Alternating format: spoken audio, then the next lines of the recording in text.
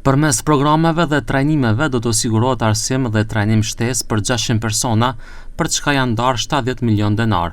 Qëllimi është që ata të jenë në gjendje të hyjnë në tregun e punës, tha Ministri i Arsimit Vesna Janevska, duke theksuar se kemi mungesë të fuqisë punëtore në vend, gjë që ndodh kryesisht për shkak të emigrimit të rinjve nga vendi. Ќе se одржуваат обуки на луѓето кои ќе се пријават на огласот. Тоа ќе бидат кратки обуки кои ќе нудат вештини во траење од 3 месеци.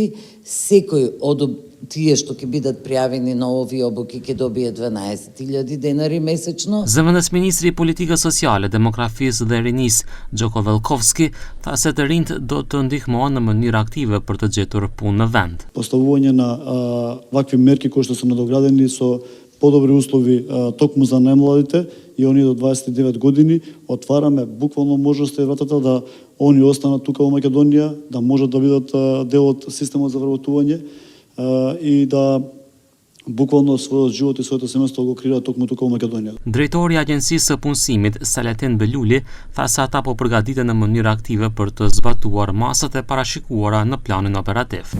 Shpalljet do të fillojnë më njëherë pasi që Komisioni për Mbrojtjen nga Konkurenca të sjellë vendim se masat aktive që janë të propozuara në këtë dokumente të sjellura nga ana e qeverisë nuk janë në kundërshtim me ligjin për mbrojtje nga konkurenca. Plani operativ për punësim për 2025 peshon 40 milion euro dhe përfshin mbi 16.000 të papunësuar, ndërsa 65% të këtyre personave pritet të jenë në moshë deri në 29 vjet.